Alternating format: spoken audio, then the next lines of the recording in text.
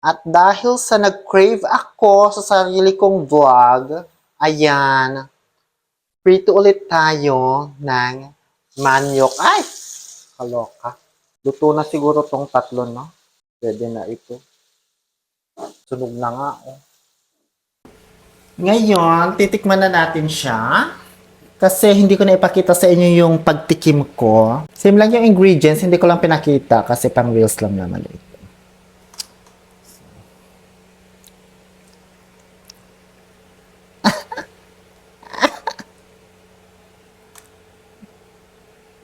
Ah! Ah! Hindi siya hilaw.